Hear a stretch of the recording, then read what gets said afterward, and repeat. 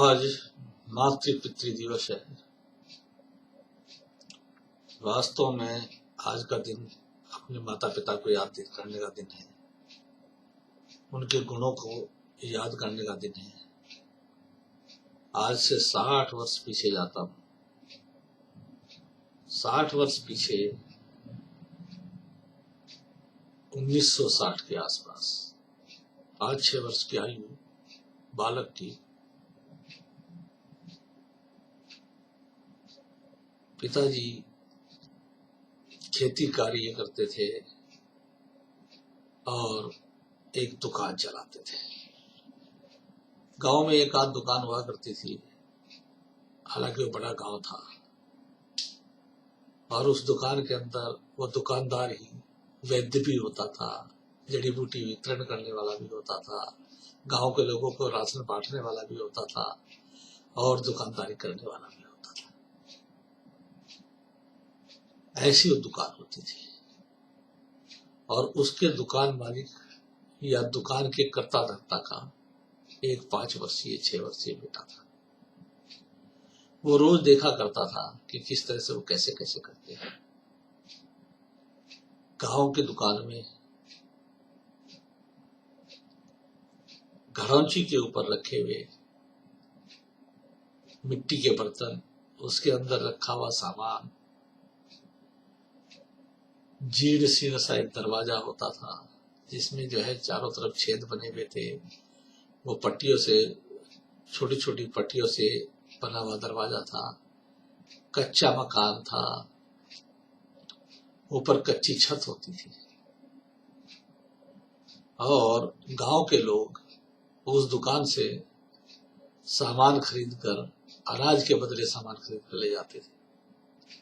जब फसल होती थी तो गांव के लोग फसल के माने पे जो वर्ष भर या 3 महीने या 4 महीने जो उधार लेकर खाते थे, वो उधार चुकता कर देते थे। जो नहीं कर पाते थे नहीं कर पाते थे और बाकी सब जो है ना अनाज के पल्ले के अंदर अनाज लेकर आते थे। डंडी वाली एक तराजू होती थी, उसके अंदर तोलते थे, पल्ले रखे रहते थे, उसके अंदर अलग अलग प्रकार के अनाज डालते रहते थे और वो लोग लाकर देते रहते थे और वो अनाज धीरे धीरे किसान के घर से 40-50% तक और उस दुकानदार के यहाँ पहुंच जाता था। वो दुकानदार उसको बोरियों में बंद करके, कुठलों में बंद करके रख लेता था। फिर धीरे धीरे 2 महीना गुजरने के बाद मजदूर तबके के आदमी, जिन्हें मजदूरी नहीं मिलती थी या गरीबी थी, और किसान भी जिसके पास अनाज नहीं पैदा हुआ था, मर गया था, वो सब लोग फिर अनाज उनसे लेते थे। वो दुकानदार उन लोगों को, सबको समान तरीके से अनाज देता रहता था। क्योंकि मैं उसका पुत्र था, मैंने पूछा कि आप ऐसे लोगों को भी अनाज दे रहे हैं जिन्होंने 3-4 साल से पैसा नहीं दिया, आखिर क्यों? उसने कहा, बेटा, ये जो सब कुछ भी है इसके हम ट्रस्टी हैं, मालिक नहीं है। हमें भगवान ने वितरण करने के लिए संसार में भेजा है। बस ईमानदारी के साथ सबको वितरित हो जाए। और फिर नगर श्रेष्ठी का यही वो होता है कि वो सामान्य जीवन जिए। जीवन में कोई असामान्यता नहीं थी। वो लुंगी पहनते थे, ऊपर एक बनियान पहने रहते थे, कभी भी उन्होंने बड़ी धोती नहीं पहनी। वो कहा करते थे कि जहां मेरे गांव के लोग इतनी गरीबी में जीते हैं तो मुझको फैशन करने का अधिकार नहीं है, मुझको ये बदलने का अधिकार नहीं है, बड़े ऊंचे कपड़े पहनने का अधिकार नहीं है, बड़े सुंदर कपड़े पहनने का अधिकार नहीं है, बड़े सुंदर घर में रहने का मुझे अधिकार नहीं है। तो क्या करते थे वो, उन लोगों को एक हरिजन होता था नीला राम का। मैंने कहा, इसने 10 साल से पैसा दे दिया, चोरी चकारी करके काम चलाता है, फिर भी आप इसको अन्न दे रहे हैं। उन्होंने कहा कि कोई भी भूखा ना रहे, ये हमारी जिम्मेदारी है।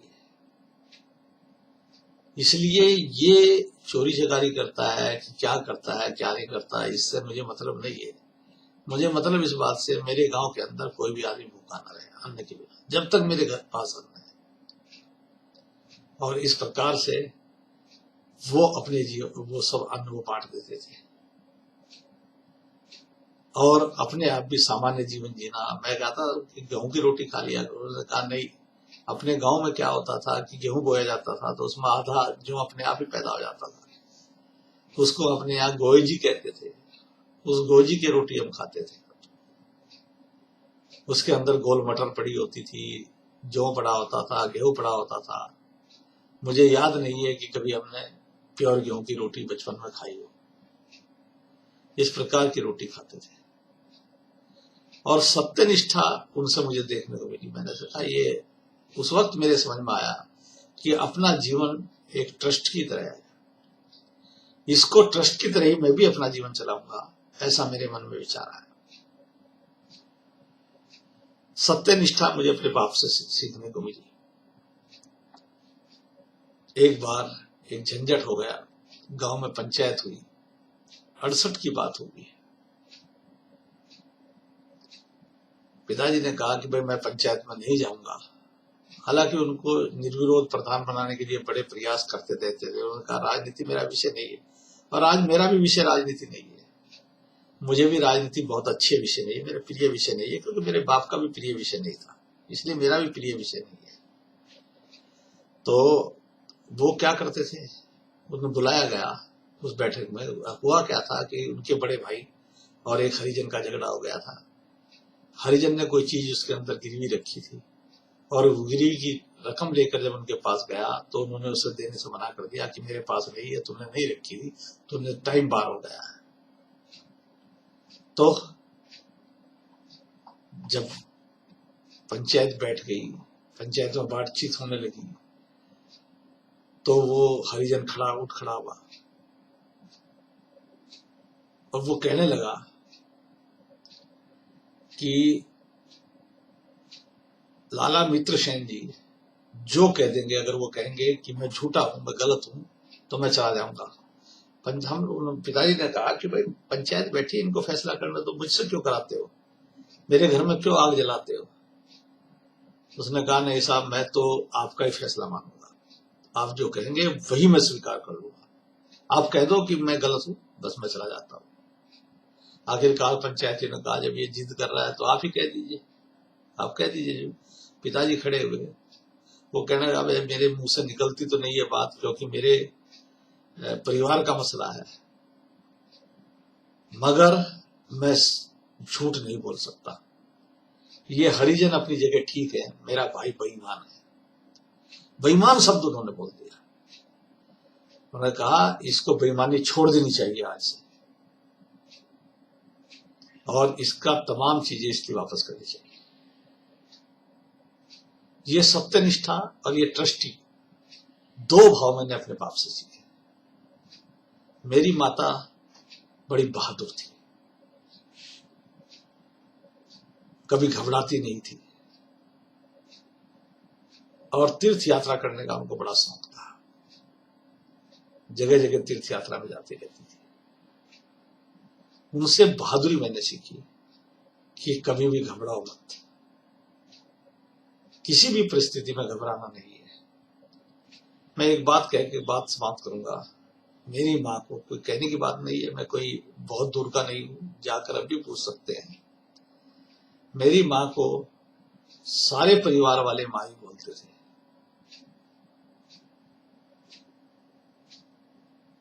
बड़े छोटे सब माँ बोलते थे और आस पड़ोस के लोग माँ बोलते थे, पूरा गांव माँ बोलता था, और तो और 2-3 गांव के लोग भी माँ ही बोलते थे।